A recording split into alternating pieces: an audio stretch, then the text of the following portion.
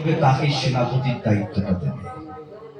আপনারা শুনে আল্লাহ রসুল যখন বললেন যে এই তিনজন সাহাবা শহীদ হবে, কিন্তু সেখানে সাহাবারা প্রেজেন্ট আছেন, সেখানে সাহাবারা বসে আছেন, আল্লাহ রসুল এরা তিনজন সেনাপতিত্ব হবে, তিনজনই শহীদ হয়ে যাবে। আমি যদি এখন আপনাদেরকে বলি যে এই আমাদের এই তালতলা হয়তো এই মুখটাই গেলেই আপনি মারা যাবেন, আপনি জীবনে যাবেন? কি বলছেন, যাবেন আপনি? দরকার নেই, এটাকে ঘুরে সে ওইটাকে ঘুরে ঘুরে তালতলার যাবো, এ রাস্তা দিয়ে জীবন গেলেই মরে যাবে, গেলেই শেষ হয়ে যাবে। আল্লাহ রাসূল দেখলেন যখন তিনি তিনজন সাহাবাকে বললেন যায়েদ বিন হারেসা এ প্রথম সেনাপতিত্ব দায়িত্ব পালন করবে, শহীদ হয়ে যাবে। দ্বিতীয় নম্বর দায়িত্ব পালন করবে জাফর ইবনে তাইয়ার, ইনিও শহীদ হয়ে যাবে। দ্বিতীয় নম্বরে সেনাপতিত্ব দায়িত্ব পালন করবে আব্দুল্লাহ ইবনে রাওয়াহা, ইনিও শহীদ হয়ে যাবেন। আল্লাহর রাসূল যখন তাদের শহীদের সার্টিফিকেটটা যুদ্ধে যাবার আগে যখন দিয়ে দিলেন, তাদের ভেতরে যে হাসি, তাদের ভেতরে যে খুশি, তাদের ভেতরে যে উৎসাহিত, তাদের ভেতরে যে উৎফুল্লিত, আল্লাহর রাসূল দেখে মুচকে মুচকে হেসে ফেলেছিলেন। জোরে বলুন সুবহানাল্লাহ। যে এরা মমতের ভয় খায় না, যে মুসলমানরা মমতের ভয় খায় না, মুসলমানরা এই সমস্ত কিছুর ভয় পায় না, কারণ এরা জানে ইসলামের জন্য বলেন, হকের জন্য বলেন, সত্যের জন্য বলেন, ন্যায়ের জন্য বলেন, যখনই মারা যাব তখনই শহীদ হয়ে যাবে। এরা মওতের ভয় পায় না, না তলোয়ার বলেন, না তীর বলেন, না বলরম বলেন, না বন্দুক বলেন, না বোম বলেন, না গুলি বলেন, না মুসলমান ভয় পায় না। প্যালেস্টাইনে গিয়ে দেখেন, আমরা সোশ্যাল নেটওয়ার্কে দেখছি, বুক খুলে চিতিয়ে দাঁড়িয়ে আছে বড় বড় ট্যাঙ্কের সামনে, কত মারবি না? ঈমান, এটা হচ্ছে ঈমান।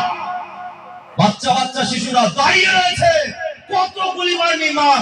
আমাদের কাছ থেকে আল্লাহ চিনাতে পারবি না, নবী বলাতে পারবি না, ইসলাম বলাতে পারবি না, মসজিদুল আকসা আমাদের কাছ থেকে নিতে পারবি না। শহীদ হয়ে যাব এই মাটির নিচে, এই মাটিকে নিয়েই চুপ করে শুয়ে থাকবে। মুতার যুদ্ধে আল্লাহ রাসূল সৈন্য সামন্ত রেডি করে বলেন, যাও বাবা চলে যাও। হিরাক্লিয়াস 1 লক্ষ সৈন্য, আল্লাহ রাসূলের 30 থেকে 35 এরকম ধর একটা হাজার সাহাবায়ে কেরাম আছে, মাত্র যত সামান্য কিছুই নয়, যুদ্ধে চলে গেলে। যুদ্ধ শুরু হয়ে গেল। ইতিহাস আপনাদের জানা আছে, সময় অল্প অল্প করে আপনাদেরকে বোঝায়। আল্লাহর রাসূল জানিয়ে দিলেন, আল্লাহর রাসূল যেভাবে বলে দিলেন, যায়েদ ইবনে হারেসা তলোয়ার নিয়ে, ইসলামের পতাকা নিয়ে, কোরআনের পতাকা নিয়ে যুদ্ধের ময়দানে যায়েদ ইবনে হারেসা তিনি নেমে গেলেন। যুদ্ধ করতে করতে হুজুর শহীদ হয়ে গেলেন। দ্বিতীয় নম্বরে আল্লাহর রাসূলের চাচাতো ভাই হযরত আলীর ছোট ভাই জাফর ইবনে আবি তালিব রাদিয়াল্লাহু তাআলা আনহু, হুজুর আমার ডান হাতে কোরআনের পতাকা, দ্বীনের পতাকা, ইসলামের পতাকা, শরীয়তের পতাকাটা ডান হাতে করে নিয়ে যুদ্ধের ময়দানে নেমে গেলেন। তলোয়ার চালায় যুদ্ধ শুরু হয়ে গেল। আল্লাহর রাসূলের সাহাবা, আল্লাহর নবীর চাচাতো ভাই জাফর ইবনে আবি তালিব রাদিয়াল্লাহু তাআলা আনহু, হুজুর আমার তলোয়ার চালায়, সবাই মারা যায়, কেউ হুজুরকে ফেলতে পারে না। এই রকম যুদ্ধ চলতে চলতে আল্লাহর রাসূলের চাচাতো ভাই জাফর তাইয়ার হুজুরের ডান হাতে একটা তলোয়ার মারা হলো। ডান হাতটা পড়ে যাবে, ইসলামের পতাকা পড়ে যাবে, শরীয়তের পতাকা জমিনে পড়ে যাবে। জাফর তাইয়ার বলল, কোনোদিন এটা হতে পারে না, আমি জাফর বেঁচে থাকতে কোরআনের পতাকা পড়বে, ইসলামের পতাকা পড়বে, শরীয়তের পতাকা পড়বে, এটা কোনোদিন মেনে নেওয়া যায় না। হুজুর আমার সঙ্গে সঙ্গে বাম হাত দিয়ে ওই ইসলামের পতাকাটা আসমানের দিকে উঁচু করে ধরেছিলেন। একটুখানি জুড়ে ছিল, কিছুটা রক শিরা জুড়ে ছিল, হাতটা এরকম তারা ঝুলছে, হাতটা ঝুলছে, বা হাতে ইসলামের পতাকাটা ধরে আছে। আল্লাহু আকবার। ডান হাতটা অসুবিধা হচ্ছে, কি করবে? পতাকাটা দাঁতে করে ধরে বাঁ হাত দিয়ে এক টানের হাত থেকে ছুড়ে ফেলে দিয়েছে। আপনি কি করেছেন নবীর জন্য? এখন পেশাব করে পানি দিবার মতো আমাদের সময় হয়নি। আফসোস মুসলমান, এগুলোকে ভাবো, এগুলোকে ভাবতে হবে আমাদের, আমরাই তো ভাববো। আর এগুলো ভাবলেই তো আমাদের ভেতরে খারাপই দূর হবে, অহংকারই দূর হবে, নোংরামি দূর হবে। আসল ইসলাম ইমানি পাওয়ারটা তবেই আমাদের ভেতরে আসবে, আর এটা আনার দরকার আমাদের ভেতরে। বাঁ হাত দিয়ে ডান হাত থেকে ছিঁড়ে ফেলে দিলেন। হুজুরের বাম হাতে আবার একটা তলোয়ার মারা। আহ, আপনার গায়ে কবার তলোয়ার পড়েছে বলেন তো ভাইজান? একটা ব্লেড পর্যন্ত আপনার গায়ে দাগ হয়নি। আরামে আছি, সুস্থতায় আছি, সব নিয়ামত ভোগ করছি, কিন্তু আল্লাহর দরবারে আমরা সেরকম ভাবে পছন্দের জায়গায় হতে পারছি না। হুজুরের বাঁ হাতে তলোয়ার মারা। ইতিহাস আপনাদের জানা আছে, হুজুরের বাম হাতটা কাটা হয়ে গেল, কোরআনের পতাকা বাম হাত থেকে পড়ে যাবে। হুজুর চিন্তা করলেন, ডান হাতও নাই, বাম হাতও নাই, কোরআনের পতাকাটা জমিনে পড়ে যাবে, কি করা যাবে? কোরআনের পতাকা যদি জমিনে পড়ে যায়, আপনাদের পায়ের তলায় হয়ে যাবে, বেয়াদবি হয়ে যাবে, বেহুরমতি হয়ে যাবে। আল্লাহর রাসূল আমার কাঁধেতে ইসলাম জিন্দার পতাকাটা আমার হাতে দিয়েছিলেন, আর আমি চাপত তৈয়ার, আমার দুটো হাত চলে গিয়েছে, তো কি হয়েছে? ইসলামের পতাকাটা আমি ফেলতে দেব না। এই বলে হুজুর আমার দুটো কাটা বাহু দিয়ে ইসলামের পতাকাটা নিজের বুকের সাথে জড়িয়ে আসমানের দিকে উঁচু করে রেখে দিয়ে বলেছিল, ও আমার রাসূলের সাহাবারা, আপনারা মনে করবেন না জাফর শহীদ হয়ে গেছে, আপনারা মনে করবেন না জাফর ইসলামের পতাকা ফেলে দেবে, আপনারা এটা ভেবে নেবেন না ইসলামের পতাকা জাফরের ঘর থেকে জমিনে পড়ে যাবে। না না, কোনোদিন হতে পারে না। আমার নবী আমাকে দায়িত্ব দিয়েছে, এ জাফর তুমি ইসলামের পতাকাতে দেবে। এ আমার নবী সাহাবারা, আমি জাফর দুটো হাত আমার চলে গেছে কথা পেয়ে, ইসলামের পতাকাটা আমি জাফর নিজের বুকের সাথে জড়িয়ে আসমানের দিকে উঁচু করে রেখেছে। একটা বল্লম ছোড়া হলো, হুজুরের বুকের এপর ওপর হয়ে যায়, হুজুর জমিনে পড়ে যাবে, ইসলামের পতাকা পড়ে যাবে, শরীয়তের পতাকা পড়ে যাবে।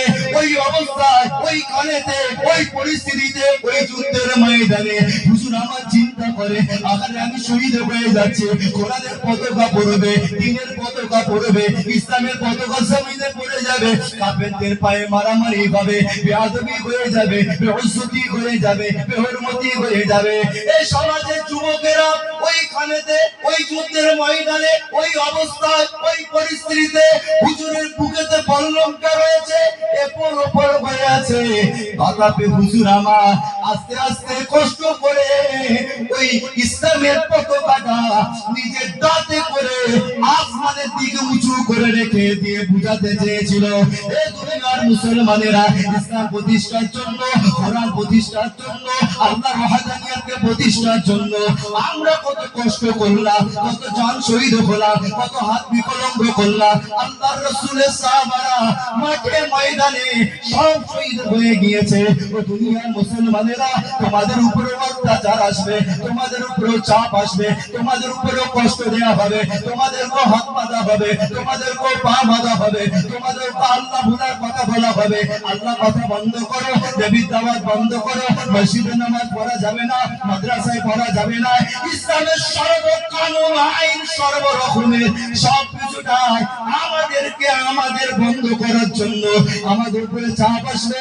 আল্লাহ রাসূলের সাহাবা এটাই আমাদেরকে বোঝাতে চেয়েছে, যতই চাপ আসুক না কেন, যতই ঝড় আসুক না কেন, যতই কষ্ট আসুক না কেন, যতই কষ্ট আসুক না কেন, ও মুসলমানেরা, ও নবীকে নবী মাননেওয়ালারা, আল্লাহকে আল্লাহ বলে মাননেওয়ালারা, আমাদের দৃঢ় বিশ্বাস, যারা ইসলামকে ভুলে যাবে, অল্প সংখ্যক মুসলমান যদি ইসলামকে মেনে নিতে পারে, এই কষ্টকে যদি সহ্য করতে পারে, এই চাপকে যদি সহ্য করতে পারে, মারের বিনিময়ে আল্লাহ বলা যদি ভুলে না যেতে পারে, ইসলাম ভুলা না হতে পারে, কোরআন ভুলা না হতে পারে, দ্বীন ভুলা না হতে পারে, শরীয়ত ভুলা না হতে পারে, এই দুনিয়ার মুসলমানেরা আমি চাপ তৈয়ার ইসলামের জন্য, কোরআনের জন্য, শরীয়তের জন্য, আল্লাহ ঝান্ডাকে উঁচু করার জন্য।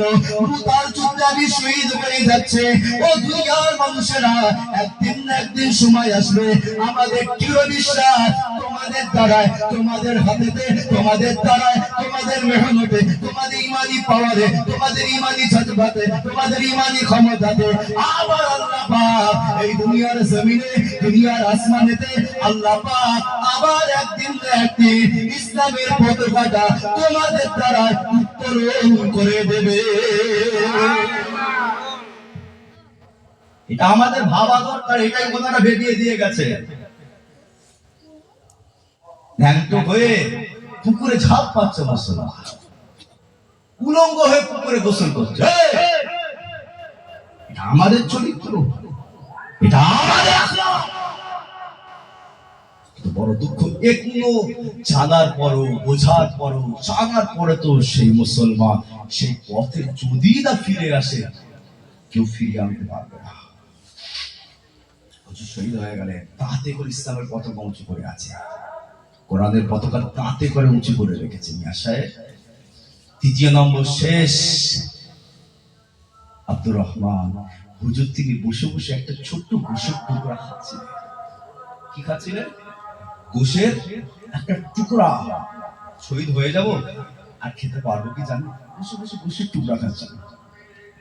আব্দুল্লাহ ইবনে রহমান গোশের টুকরা খাচ্ছেন। হুজুর একা দেখা, হুজুর আপনি গোশের টুকরা খাচ্ছেন বসে বসে, আপনার ভাই জাফর তাইয়ার দুটো হাত ইসলামের জন্য কুরবান করে দিয়ে শহীদ হয়ে গেছেন, আর আপনি বসে বসে এখানে গোশত ছিটছেন। হুজুর সঙ্গে সঙ্গে গোশতটা টান মেরে ফেলে দিয়ে যুদ্ধের ময়দানে চলে গেলেন, শহীদ হয়ে গেলেন। তিনজন সেনাপতি শহীদ। আল্লাহ রাসূল বললেন, চতুর্থ নম্বর তোমরা এবার চিন্তা করবে কাকে করা যায়। সাহাবায়ে কেরামেরা সব বসে রইলেন, কি করা যাবে। কিছুটা সময় যুদ্ধ বিরতি শুরু হলো, ওদিকে ওরাও বিরতি হয়ে গেল। ওরাও আলোচনা করছে কিভাবে মুসলমানদের বিপক্ষে কিভাবে আবার যুদ্ধটা পরিচালনা করা যায়। এদিকে আল্লাহ নবীর কথা অনুযায়ী ইসলামের জন্য, কোরআনের জন্য তিনজন সাহাবা সেনাপতি তারা শহীদ হয়ে গেলেন। মুসলমানরা আলোচনা করে চতুর্থ নম্বর খলিফা, চতুর্থ নম্বর সেনাপতিত্ব দায়িত্বটা সবাই মিলে খালিদ বিন ওয়ালিদের হাতে দিয়ে দিয়েছে। খালিদ বিন ওয়ালিদ, যার নাম শুনলে শত্রুদের বুক থরথর করে অটোমেটিক্যালি কাঁপে। আর একটা ছিল হায়দারে আলী, কাররারে আলী, আসাদুল্লাহিল গালিব আলী। এর নাম শুনলেও শত্রুরা ভয় খেয়ে যায়, বাপরে আলী আসছে, একাই চলে আর কারণ লাগবে না। খালিদ বিন ওয়ালিদ জানেন কেমন করে ইসলামের ছায়া তলে হুজুর এসেছে, কেমন করে এসেছে। একটা যুদ্ধের ময়দানে গেছেন আল্লাহ রাসূলের বিপক্ষে আবু জেহেল এবং খালিদ বিন ওয়ালিদ সহ আরো সবাই ছিল। যুদ্ধ হচ্ছে, কেউ কাউকে করতে পারছে। জোহরের নামাজের টাইম হলো, আল্লাহ রাসূল সাহাবাদেরকে নিয়ে জোহরের নামাজ আদায় করলেন। জোহরের নামাজ আল্লাহ রাসূল সাহাবাদেরকে নিয়ে আদায় করলেন। এই নামাজের আদায়টা খালিদ বিন ওয়ালিদ সহ আবু জেহেল সহ তারা সব দেখেছে যে ওরা নামাজ পড়ছে। খালিদ বিন আবু জেহেলকে বলছে, আবু জেহেল এই দেখো ওরা সবাই একত্রভাবে একসাথে কেমন ভাবে নামাজ পড়ছে, ওরা তার আল্লাহর ইবাদত করছে। আচ্ছা, যদি আমরা এই সময়ে আমরা গিয়ে যদি ওদের উপরে হামলা করি, তাহলে একসাথে সবাইকে শেষ করে দেব। কথা শুনতে পাচ্ছেন তো ভাইয়া? কথা বুঝতে পারছেন তো? তাহলে একসাথে শেষ করে দিয়ে যাবে। আবু জেহেল বলল, ঠিক আছে এই নামাজটা চলে যাক, একটুখানি সূর্যটা ঢাললে মানে নিচু হলে ওরা আবার একটা নামাজ পড়ে, তাহলে ওই সময়ে আমাদের প্ল্যান হয়ে গেল। ওই সময়ে যখন ওরা একসাথে সিজদায় যাবে, আমরা একসাথে কি ওদের উপরে চড়াও। প্ল্যান রেডি, সব তৈরি হয়ে গেছে, রেডি হয়ে গেছে। আল্লাহ পাক জিবরিল আলাইহিস সালামকে পাঠাচ্ছেন, জিবরিল আমার হাবিবের কাছে যাও, আসলে নামাজের টাইম হচ্ছে, যাও আমার হাবিবের কাছে যাও। চলে গেলেন। আসসালাতু ওয়াসসালামু আলাইকা ইয়া রাসূলুল্লাহ। ওয়া আলাইকুমুস সালাম। জিবরাইল এই সময় আমার কাছে কেন?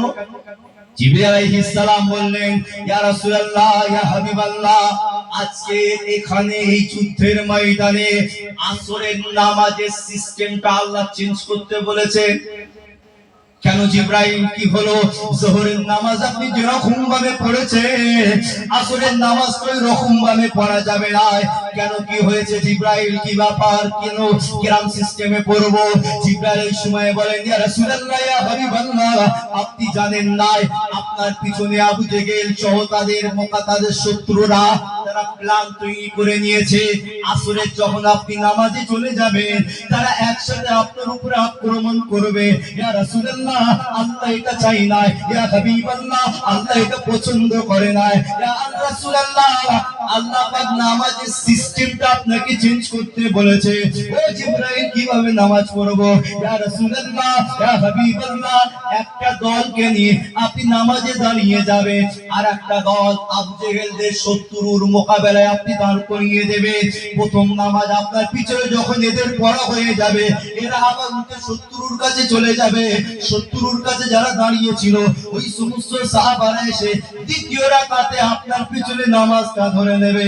ইয়া রাসূলুল্লাহ, ইয়া হাবিবাল্লাহ, এই রকম ভাবে যদি আপনি এই আসরের 4 নামাজ ওয়াক্তের 4 রাকাতের নামাজ যদি আপনি করতে পারেন, আমার আল্লাহ এই আসরের নামাজটা আপনার কবুল করে নেবে। আল্লাহ রাসূল সিস্টেম বুঝে নিলেন, সাহাবাদেরকে বললেন, শোনো আজকে নামাজ কোন রকম হবে, কিভাবে হবে ইয়া রাসূলুল্লাহ। আল্লাহ রাসূল সিলেক্ট করে দিলেন, এরা এরা এরা এরা আমার পিছনে দাঁড়াবে। আর এই সমস্ত সাহাবারা আবু জেহেলের মোকাবিলায় ডিফেন্সের জন্য তাদের সামনে দাঁড়াবে। যুদ্ধ আমাদেরকে শিখাবেন না, যুদ্ধ আমাদের রক্তে আছে। এটা আমাদের রক্তে যুদ্ধে আছে, আমাদেরকে শিখাবার দরকার নেই। দেশ মহাব্বত আমাদেরকে শিখাবার দরকার নেই, এটা আমাদের রক্তে আছে। দেশকে কিভাবে ভালোবাসতে হয়, দেশের জন্য কি করতে হয়, এটা আমাদের রক্তে আছে। আমাদেরকে দেশভক্তি শেখাতে যাবে না। আল্লাহ রাসূল নামাজের সিস্টেম করে দিলেন। আল্লাহ নবী তাকবীরে তাহরিমা বের করে আল্লাহু আকবার, সাহাবায়ে কেরাম পিছনে দাঁড়িয়ে গেলেন। একদল দাঁড়ালেন, আর একদল যখন আবু জেহেলের সামনে দাঁড়িয়েছেন, খালিদ বিন ওয়ালিদ বললেন, এই দেখ আবু জেহেল, এটা কি আবার হলো? জোহরে দেখলাম ওরা একসাথে সিজদা করছে, একসাথে নামাজ পড়ছে, এই আসরে আবার চেঞ্জ হয়ে গেল কেন?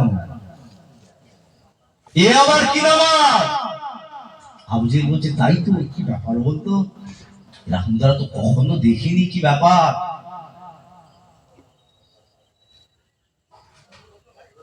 ওই সময় বলছেন আবু জেহেল, আমাদের ভিতরে কি কোনো গাদ্দার আছে, মুনাফিক আছে, মুহাম্মাদের পক্ষে কেউ আছে যে আমাদের কথাটা তার কাছে পৌঁছে দিয়েছে? আবু জেহেল বলল, দেখো তুমি আমি আর দুই একজন ছাড়া তো কেউ নেই এখানে, তো বলার মতো কেউ নেই এখানে, বলার মতো তো কেউ নেই এখানে, শুধু তো আমরাই আছি, আমরাই জানি, আমরাই প্ল্যান করেছি আমরা মুহাম্মদকে কিভাবে শেষ করব, তার দলবলদেরকে কেমন করে শেষ করব। আল্লাহু আকবার, আল্লাহু আকবার, আল্লাহু আকবার।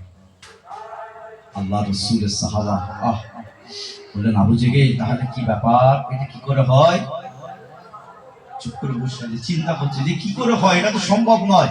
ওই সময়ে আল্লাহর নবীর সাহাবা ওই সময়ে আবু জেহেলকে বললেন, আবু জেহেল শোনো, তাহলে কি আমাদের এই প্ল্যানটা, মুহাম্মদকে শেষ করার প্ল্যানটা, মুহাম্মদকে খতম করার প্ল্যানটা, মুহাম্মদকে শেষ করার প্ল্যানটা, এটা কি তার আল্লাহ জানিয়ে দিয়েছে? যদি মুহাম্মদ সত্য হয়, যদি মুহাম্মদ হক হয়, যদি মুহাম্মদ ন্যায় হয়, যদি মুহাম্মদ আল্লাহ মানা হয়, যদি মুহাম্মদ আল্লাহ সত্য রাসূল যদি হয়ে যায়, তাহলে আমাদের এই প্ল্যান, আমাদের এই আলোচনা, আমাদের এই সভা, আমাদের এই মুহাম্মাদের বিরুদ্ধে আমাদের যে আলোচনা করেছিলাম, এটা আমরা ছাড়া আর কেউ জানি না। এটা মুহাম্মদ কেমন করে জানলো?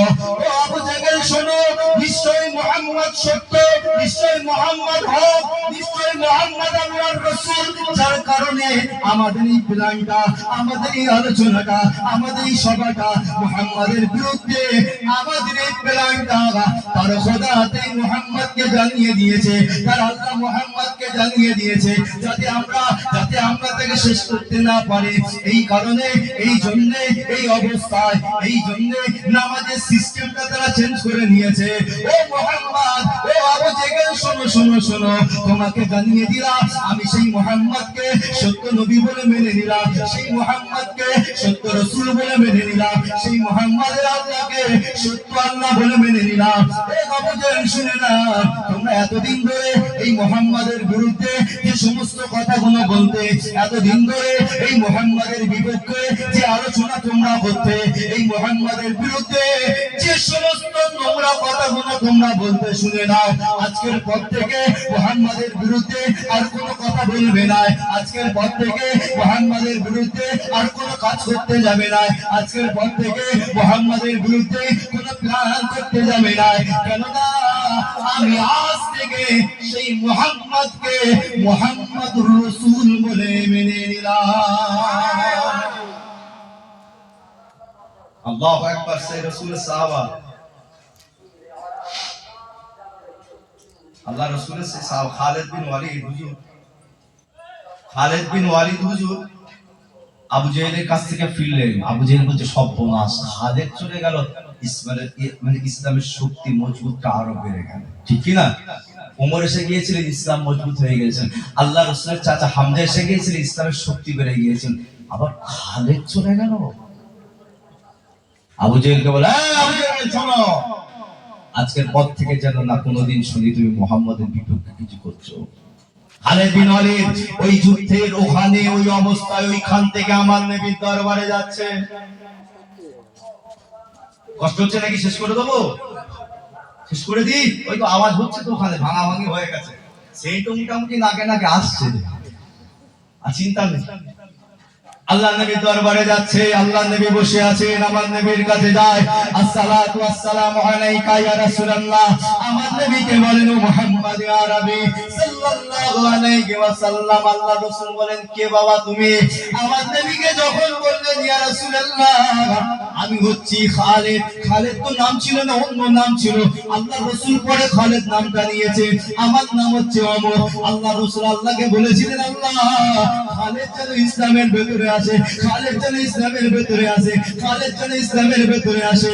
আল্লাহ নবী যখন সেই খালিদ রাদিয়াল্লাহু তাআলা আনহুকে দেখে, আল্লাহ রাসূল বললেন, ও বাবা খালিদ, কি ব্যাপার, তুমি আমার কাছে এসেছো কেন? ওই সময় খালিদ বিন ওয়ালিদ বলেছিলেন, ও মুহাম্মদ আরবি সাল্লাল্লাহু আলাইহি ওয়াসাল্লাম, আপনাকে একটা ছোট্ট প্রশ্ন করতে চাই। কি প্রশ্ন তোমার আছে বলো?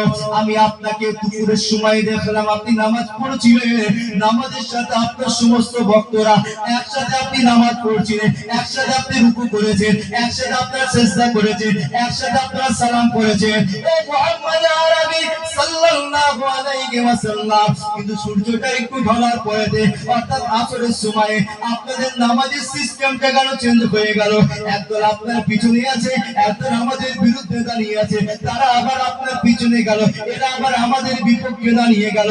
ও মুহাম্মদ আরবি সাল্লাল্লাহু আলাইহি ওয়াসাল্লাম, আমাকে একটু আপনি বলেন এই সিস্টেমটা কোথা থেকে আপনি চেঞ্জ করলেন? ওই সময় আল্লাহর রাসূল বলেন, খালিদ রে, তোমরা যখন আমাকে মারার জন্য, আমার সাহাবাদেরকে মারার জন্য নিজেদের ভেতরে যখন তোমরা প্ল্যান করলে, আলোচনা করলে, সভা করলে, তোমাদের ভেতরে যখন আলোচনা তৈরি করলে, ওই সময়ে আমার আল্লাহ আমাকে জানিয়ে দিয়েছে, ইয়া রাসূলুল্লাহ, ও আমার হাবিব রে, ও আমার নবী রে, ও আমার পয়গম্বর, আপনাকে মারার জন্য, আপনার সাহাবাদেরকে শেষ করার জন্য আবু জেহেল প্ল্যান করেছে, আবু লাহাব প্ল্যান করেছে, আপনার খালিদ প্ল্যান করেছে।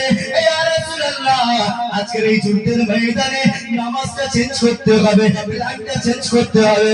ওই সময় খালিদ বললেন, ও মুহাম্মদ আরবি সাল্লাল্লাহু আলাইহি ওয়াসাল্লাম, আমি আপনার এই নামাজটা দেখে আমি এটাই চিন্তা করলাম, আপনার এই নামাজটা দেখে এটাই আমি ভাবলাম, আপনি যদি সত্য নবী না হতেন, আপনি যদি হক নবী না হতেন, আমাদের আলোচনা জানতেন না, আমাদের প্ল্যান জানতেন না, আমাদের সভা জানতেন না। ও মুহাম্মদ আরবি সাল্লাল্লাহু আলাইহি ওয়াসাল্লাম, আমি খালিদ আপনার কাছে এলাম, আপনার হাতটা আমার হাতে দেন। খালিদ বিন ওয়ালিদ রাসূলুল্লাহ হাত পেতে দুয়া দিয়ে ধরে হাতে চুমা দিয়ে বলে, ইয়া রাসূলুল্লাহ, ইয়া হাবিবাল্লাহ, আমি খালিদ বিন ওয়ালিদ আজ থেকে আপনাকে নবী মুহাম্মদ বলে মেনে নিলাম। আজ কোথায় আমাদের ভেতরে সেই খালিদ বিন ওয়ালিদ? তৈরি হন, ইমানি জজবা তৈরি করে। সময় আস্তে আস্তে অনেক খারাপ যাচ্ছে, কে খালেদ বিন ওয়ালিদ? হুজুর যে যুদ্ধেই গেছেন, যেখানে সেনাপতিত্ব দায়িত্ব আমার রাসূল দিয়েছিলেন, আল্লাহ সেই যুদ্ধেই খালেদ বিন ওয়ালিদের হাতে ইসলামকে জয় করেছে। আর একটু জোরে বললেন না সুবহানাল্লাহ, আর একটু মহব্বতে হলো না সুবহানাল্লাহ। খালেদ বিন ওয়ালিদের নেতৃত্ব দিয়ে আলো, হুজুর আমরা আপনাকে সেনাপতিত্ব দিলাম, হুজুর আপনি যুদ্ধ করেন। হুজুর যুদ্ধ শুরু করলে 9টা তলোয়ার ভেঙেছিলেন। কটা? 9টা। একটা হুজুরকে তলোয়ার দিয়ে হলো, যুদ্ধ করতে করতে তলোয়ার ভেঙে গেল, আবার একটা তলোয়ার দেওয়া হলো, আবার ভেঙে গেল, আবার একটা দেওয়া হলো, আবার ভেঙে গেল। 9টা তলোয়ার ভাঙার করে দে ইয়ামান শহরে একটা তলোয়ার খালেদ বিন ওয়ালিদ হুজুরের হাতে দিয়ে হলো। আল্লাহু আকবার। হুজুরের সেই দক্ষতা, হুজুরের সেই যুদ্ধ পরিচালনা সিস্টেম, হুজুরের সেই তলোয়ার চালানো দেখে আপনার হিরাক্লিয়াসের 1 লক্ষ সৈন্য ভয়ে পালাবার রাস্তা খুঁজে পায়নি। আল্লাহ পাক খালেদ বিন ওয়ালিদের নেতৃত্বে মুতার যুদ্ধে ইসলামের জয় করে দিয়েছে। সুবহানাল্লাহ। যদি তোমার জামা মোবারকটা খোলা হয়েছে না, 70টা তলোয়ার তীরের দাগ হুজুরের বুকেতে লেগেছে। একটা পিছনে নেই, পিছনে নেই, পিঠে একটা পা, পিছনে কাদের লাগে? যারা বোকা, যুদ্ধ পরিচালনা করতে পারে, যুদ্ধ করছে পিছনে দিকে 70 এসে তীর মেরে দিল। তোমরা পিছনে মারো কেন? বুকের সাহস থেকে সামনে মারো। 9টা তলোয়ার ভেঙেছে, 70টা বুকে তীরের আঘাত লেগেছিল। এজন্যই আল্লাহ ওই যুদ্ধের পর আল্লাহর রাসূল তাকে নাম দিলেন সাইফুল্লাহ। এটা হচ্ছে আমার আল্লাহর তলোয়ার। জোরে বলে সেই খালেদ বিন ওয়ালিদ তৈরি হয়। আল্লাহ রাসূলের কাছে একজন সাহাবা দৌড়ে দৌড়ে যাচ্ছে মদিনা শরীফে। কেন? এই মুতার যুদ্ধের ঘটনাটা আমার রাসূলকে শোনাবার জন্য। আল্লাহ নবী দরবারে চলে গেলেন। সংক্ষিপ্ত সময় সংক্ষিপ্ত করতে শেষ করছি। আল্লাহ নবী দরবারে চলে গেলেন, আল্লাহ রাসূলকে সালাম দিলেন, আসসালাতু ওয়াসসালামু আলাইকা ইয়া রাসূলুল্লাহ, ইয়া হাবিবাল্লাহ। হুজুর আপনি কি মুতার ঘটনাটা জানেন? আল্লাহ নবী ওই সময় বললেন, বাবা সাহাবা তুমি আমাকে বলবে না, আমি রাসূলুল্লাহ তোমাকে সমস্ত ঘটনাগুলো খুলে খুলে বলবো। সাহাবা চিন্তায় পড়ে গেলেন, ইয়া রাসূলুল্লাহ আপনি তো মসজিদে নববী শরীফে বসে আছেন, আর আমি তো মুতার জায়গা থেকে যুদ্ধ থেকে ঘুরে আসছি। ইয়া রাসূলুল্লাহ সাহাবাদের আদব দেখুন, ইয়া রাসূলুল্লাহ আপনি আমাকে বলেন, আমি আপনাকে বলবো না।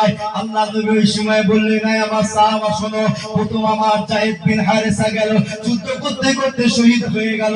দ্বিতীয় নম্বরে আমার জাফর গিয়েছে ইসলামের জন্য, কোরআনের জন্য, দ্বীনের জন্য, আল্লাহর ওয়াহদানিয়তকে প্রতিষ্ঠার জন্য।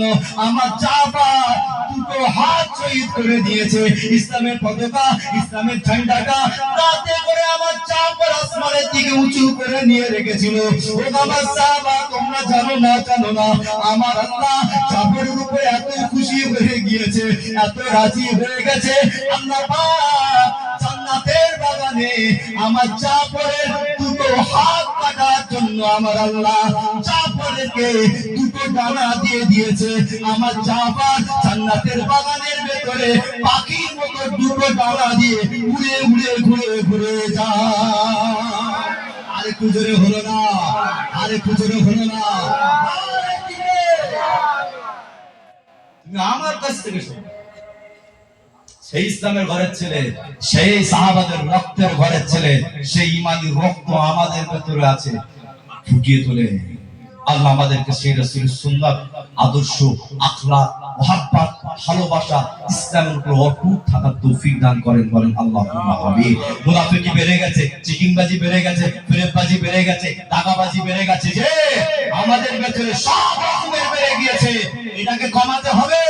এরা জানে মুসলমানদেরকে শেষ করতে গেলে এদেরকে একতা করতে দিলে হবে না, এক জায়গায় আসতে দিলে হবে না, একটা ছাতার তলে আসতে দিলে হবে না। এদেরকে ডিভাইড তৈরি করো, এদেরকে ভাগ করে দাও, যাতে এরা এক জায়গায় না আসতে পারে। কারণ এটা আমার রাসূলের সময় থেকেই কাফেররাও জানতো এদের সাথে তলোয়ার দিয়ে জিততে পারবো না, এদের সাথে কোনো এই রকম ভাবে মুহাম্মাদের সাথে জিতা যাবে না। কি করা যায়? মুনাফিক মুহাম্মাদের ভেতরে ঢোকা, ওদের সাহাবাদের ভেতরে যাতে দ্বন্দ্ব লাগিয়ে দেয়, মক্কার মুহাজিরিনদের সাথে আনসারী সাহাবাদের দ্বন্দ্ব লাগিয়ে দাও, ফাসাদ লাগিয়ে দাও, মারামারি লাগিয়ে দাও, গন্ডগোল লাগিয়ে দাও, যাতে মুহাম্মদকে শেষ করা আমাদের জন্য সহজ হয়। আজকেও সেই জন্য এই রকম মানুষ আছে যারা ইসলামকে মেটাবার জন্য, কোরআন মেটাবার জন্য, এরা জানে এদেরকে একটা ছাতার তলে আসতে দিলে হবে না।